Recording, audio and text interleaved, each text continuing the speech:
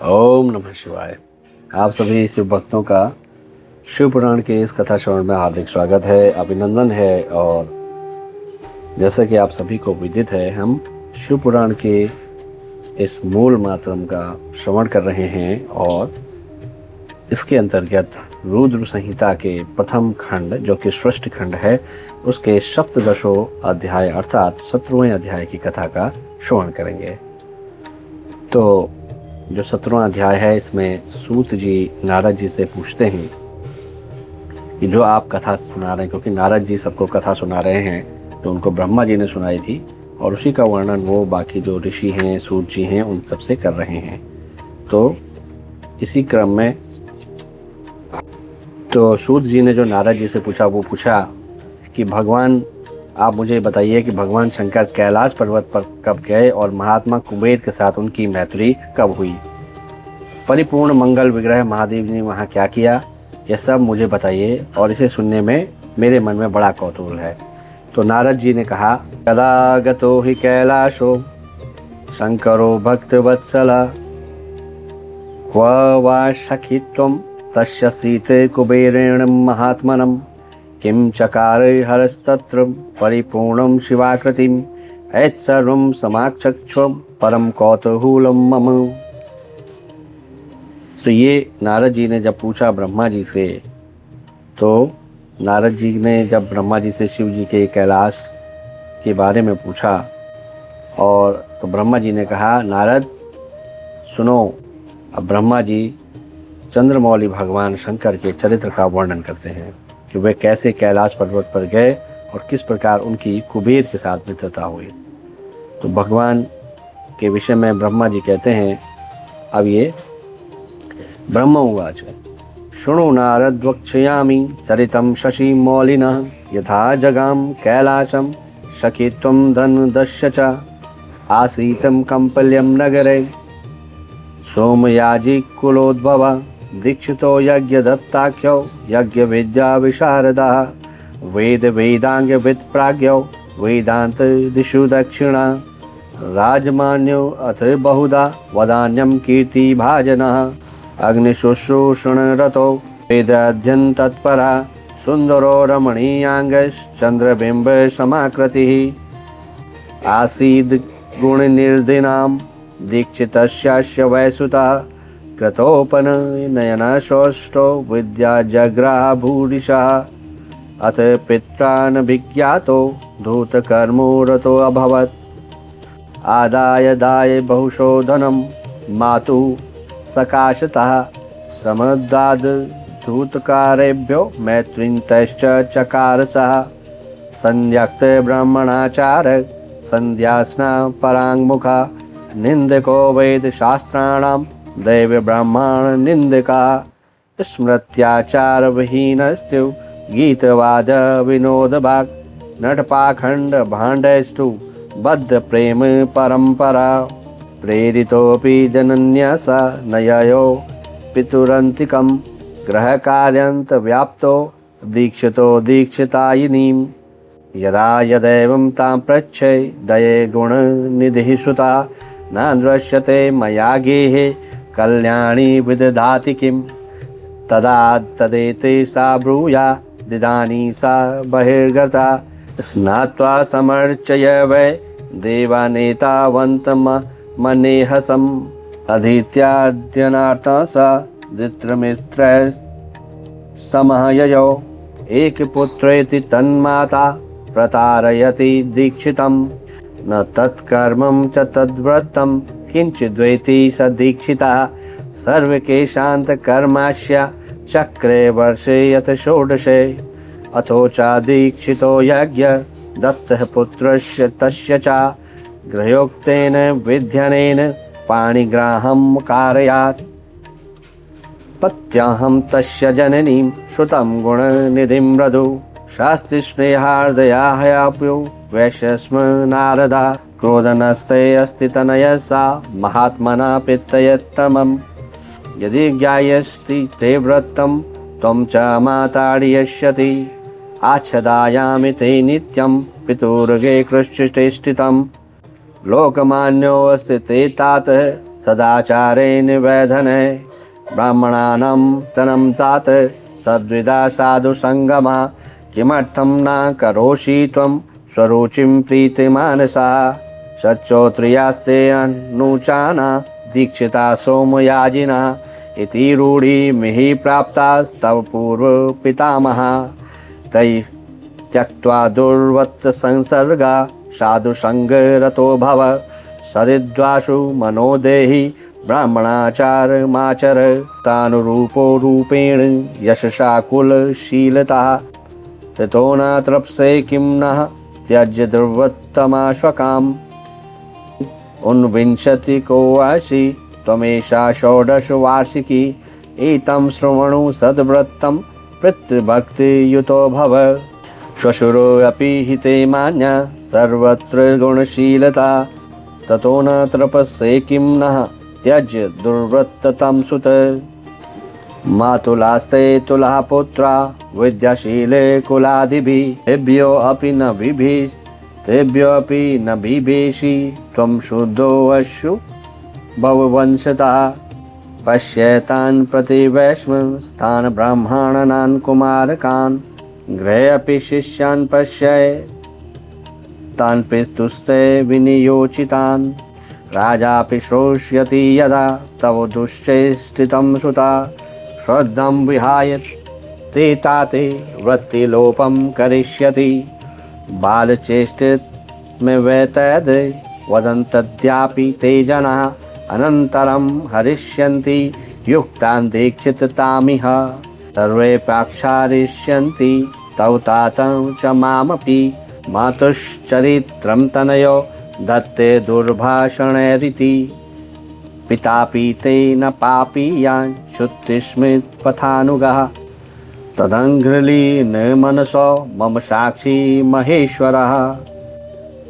न चतुर्स्नातयापीह मुखं दुष्टस्य वीक्षितम् अहो बाली यांसविधि येन जातो भवानिति प्रतिक्षणं जनन्येति शिक्षमाणोऽति दुर्मतिः न तद्याच न तद्धर्म दुर्बोधो व्यसनीयता मृगया मंद पैशन्या नृतचौर्ये दुरोदरः सावार दौर्वैशन नैरभीकोत्र न खंडिता यदन्मध्य ग्रह पश्य तत्नीत्वा सुधर्मति अपर्येदे दूतकाराणां सुकप्यं वसनादिकं नयस्तं रत्नमयी गेहे करस्य पितुर्मिर्काम चौरित्वैकदादाय दुरोदर करे अपर्यत दीक्षितेन परिज्ञातो दैवादधूत कृतकरे उवाच दीक्षितस्त च कुतो लब्धा त्वयोर्मिका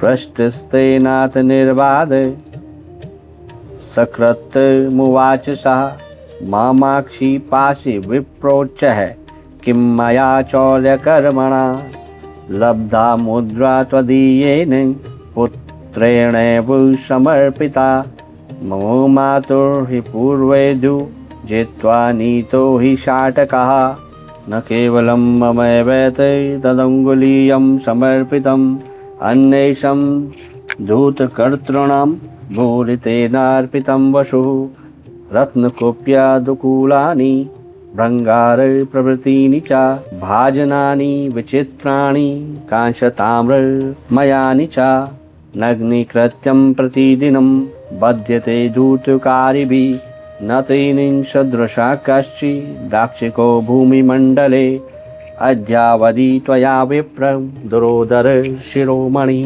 कथं नाज्ञा इति तनयो विनयादय कोविदा इति श्रुत्वा तृपाभार विनम्रत कंधर प्रावर्त्यां वससा मौलिं प्राविश्य निज मंदिरं महापतिव्रतामस्या पत्नी प्रोवाच तामथ सदीक्षितो यज्ञदत्तः श्रौतकर्म परायणः। ब्रह्मा जी ने कहा, नारद सुनो, चंद्रमौली भगवान शंकर के जो चरित्र का वर्णन करता हूँ वो कैसे कैलाश पर गए, कैसे कुबेर के साथ उनकी मित्रता हुई, यह सब बताता हूँ। तो कांपिल्य नगर में यज्ञदत्त नाम से एक प्रसिद्ध ब्राह्मण रहते थे जो बड़े सदाचारी थे। तो उनका एक पुत्र हुआ जिसका नाम था गुणनिधि। लेकिन वो पिता जितने सदाचारी थे, पुत्र उतना ही दुराचारी हो गया और जुआरी हो गया। तो पिता ने उस पुत्र को त्याग दिया। जब वो घर से निकल गया और कई दिनों तक भटका भटकता रहा, तो एक दिन वह नैवेद्य चुराने की इच्छा से एक शिव मंदिर में गया। तो वहाँ उसने अपने वस्त्रों को जलाकर उजाला किया। यह मानो उसके द्वारा भगवान शिव के लिए दीपदान किया गया। तत्पश्चात वह चोरी में पकड़ा गया और उसे प्राणदंड मिला। अपने कुकर्मों के कारण वह यमदूतों द्वारा बांधा गया। इतने में ही भगवान शंकर के पार्षद वहां आ पहुँचे। तो भगवान शंकर के जो पार्षद वहां पहुँचे, उन्होंने वहां उसको छुड़ा लिया। शिवगणों के संग से उसका हृदय शुद्ध हो गया था। वो उन्हीं के साथ तत्काल शिवलोक में चला गया। फिर यहाँ जा सारे जो है दिव्य भोगों का उपभोग किया। उमा महेश्वर का सेवन करके कालांतर में उसके बाद वह कलिंग राज में अरिंदम का पुत्र हुआ। वहाँ उसका नाम था दम। वह निरंतर भगवान शिव की सेवा में लगा रहता था। बालक होने पर भी वह बालकों के साथ शिव का भजन किया करता था। जब वो युवा हुआ तो उसके पश्चात उसके पिताजी जो थे वो उनका देहावसान हो गया। तो वो राज सिंहासन पर जब बैठा तो राजा दम बड़ी प्रसन्नता के साथ सभी जगह जो है शिव धर्म का प्रचार करने लगे। भूपाल दम का दमन करना दूसरों के लिए सर्वथा कठिन था। तो ब्राह्मण समस्त शिवालयों में दीपदान करने के अतिरिक्त वे दूसरे किसी धर्म को नहीं जानते थे। उन्होंने अपने राज्य में रहने वालों को समस्त ग्रामाध्यक्षों को बुलाकर यह आज्ञा दे दी कि जो शिव मंदिर है उसमें दीपदान करना सबके लिए अनिवार्य है। जिस ग्रामाध्यक्ष के गांव के पास जितने शिवालय हों, वहां बिना कोई विचार किए सदा दीप जलाना चाहिए। तो आजीवन इसी धर्म का पालन करने के कारण राजा दम ने बहुत बड़ी धर्म संपत्ति का संचय कर लिया और फिर वे काल धर्म के अधीन हो गए। दीपदान की वासना से युक्त होने के कारण उन्होंने शिवालय में बहुत से जल दीप जलवाए और उसके फलस्वरूप जन्मांतर में वे रत्नमय दीपों की प्रभा के आश्रय हो अलकापुरी के स्वामी हुए। इस प्रकार भगवान शिव के लिए किया हुआ थोड़ा सा भी पूजन या आराधना समयानुसार महान फल देता है। ऐसा जानकर उत्तम सुख की इच्छा रखने वाले लोगों को शिव का भजन अवश्य करना चाहिए। वह दीक्षित का पुत्र जो सब और सदा प्रकार से अधर्मों में ही रुचि में पचित रहता था, देवयोग से शिवालय में धन चुराने के लिए गया और उसने स्वार्थवश अपने कपड़ों की दीपक की बत्ती बनाकर उसके प्रकाश से शिवलिंग के ऊपर का अंधेरा दूर किया और इस सत्कर्म के फलस्वरूप वो कलिंग देश का राजा हुआ, केवल वहाँ पे दीपदान करने के कारण। और फिर वो धर्म का अनुराग हो गया। दीप की वासना का उदय होने से शिवालयों में दीप जलाने के कारण उसे यह दिक्पाल का पद पा लिया। तो मुनीश्वर देखो तो सही, कहाँ उसका वह कर्म और कहाँ वह उसकी दिक्पाल की पदवी जिसका यह मानव धर्म प्राणी इस समय यहाँ उपभोग कर रहा है। तो नारद जी ने कहा, तात यह तो उसके ऊपर शिव के संतुष्ट होने की बात बताई गई। अब एकजुट होकर यह सुनो कि किस प्रकार सदा के लिए उसकी भगवान शिव के साथ मित्रता हो गई। मैं इस प्रसंग को तुमसे वर्णन करता हूँ। यज्ञदत्त उवाच दीक्षितायनी कुत्रास्ति धूतो गुणनिधि सुतः अत्र तिष्ठत किं तेन वसा मम शुभर्मिका अंगोद्वर्तन काले या त्वया मे गंगुलो हरता सा त्वं रत्नमयी शीघ्रं तमानीया प्रयच्छ मे इति श्रुत्वा तदाख्यं भीताशा दीक्षितायनी प्रोवाच स्नानमध्याह्निं क्रियां निष्पादयन् तथा व्यग्रास्मि देवपूजार्थे मुपहारादि कर्मणि समयो अयमतिक्रामे दतिथीनं प्रियातिथे इदानीमेव पक्वान् करण व्यग्रगया मया स्थापितां भाजने क्वापि विस्मृतेति न वेदम्यहम्। दीक्षित उवाच हम हे असत्पुत्रजननी नित्यं सत्यप्रभाषिणी यदा यदा त्वया समर्पच्छे तनया क्व गतिस्त्वति तदा तदेति त्वं ब्रूयान् नाथे दानी स निर्गता अधीत्याध्ययनार्थं च द्वित्रमित्रे सुयुग्महि कुतस्ते शाटकः पत्नी माञ्जिष्ठो यो मयार्पितः लम्बते यो निशं धामि तथ्यं ब्रूहि भजं त्यज साम्प्रत्यनेक्षते सोऽपि भृङ्गारो मणिमण्डिता पट्टसूत्री मयि सापि त्रिपटीया मयार्पिता त्वं दक्षिणात्यं तस्कास्यं गौडी ताम्रघटीकोशा नागदन्त मयि सा क्व सुखकौतुकमञ्चिका क्व सा पर्वतदेशीया चन्द्रकान्तिरिवाद्भुता दीपकव्यग्रहस्ता ग्रालङ्कृता शालभञ्जिका किं बहुक्तेन कुलजे तुभ्यं कुप्याम्यहं व्रता तदा व्यावहरिष्येऽहं पञ्यस्याम्यहं यदा अनपत्योऽस्मिन् तेनाहं दुष्टेन कुलदूषिणम् उत्तिष्ठानय पाथस्त्वं तस्मै दद्वा तिलाञ्जलिम् अपृत्तत्वं वरं नृणं कुपुत्राकुलपांसनात् त्यजेदेकं कुलस्यार्थे नीतिवेषा सनातनी स्नात्वा नित्यविधिं कृत्वा तस्मिन्नेव कस्यचित् श्रोति यस्य श्रुतं प्राप्य पाणिजग्रह दीक्षितः। इति श्रीशौ महापुराणे द्वितीयायां रुद्रसंहितायां प्रथमखण्डे षष्ठोपाख्याने गुणनिधिचरित्रवर्णनं नाम सप्तदशोऽध्यायः। इस प्रकार जो भगवान भोलेनाथ के कैलाश गमन और उनकी कुबेर के साथ जो मित्रता है उसके विषय में अध्याय का जो प्रारंभ है उसमें एक कथा है जिसके विषय में बताई गई है बात इसमें, तो उसी को श्लोकबद्ध करके इसमें बताया गया है।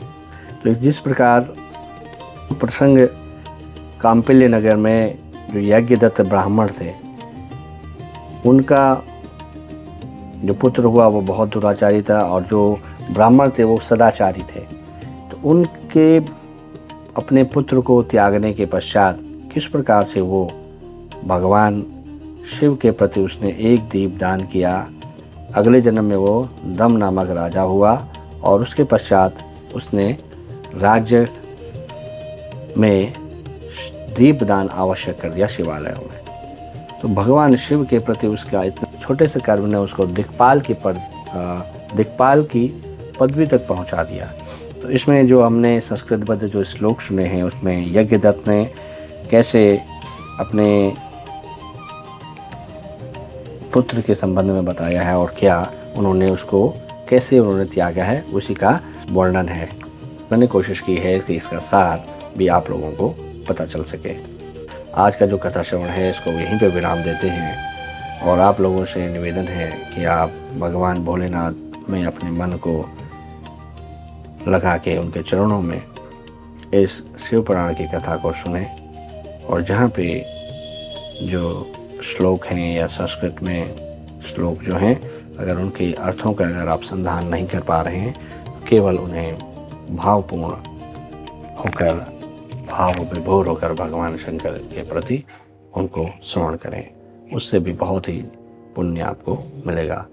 और मेरी हमेशा की तरह आपसे प्रार्थना है कि जो भी शिव पुराण की कथा का श्रवण करने में इच्छुक हो उसको ये कथा का श्रवण अवश्य कराएं, खासकर जो व्याधियों से ग्रस्त हों और जो बुजुर्ग हों तो उनको इस कथा का श्रवण कराएं। उसका पुण्य फल के जो भागी होंगे वो आप स्वयं होंगे। तो इसी के साथ आज की कथा को यहीं पे विश्राम देते हैं। पुनः आपसे भेंट होगी अगले अध्याय की कथा में, तब तक के लिए ओम नमः शिवाय, हर हर महादेव, हर हर महादेव, जय श्री केदार।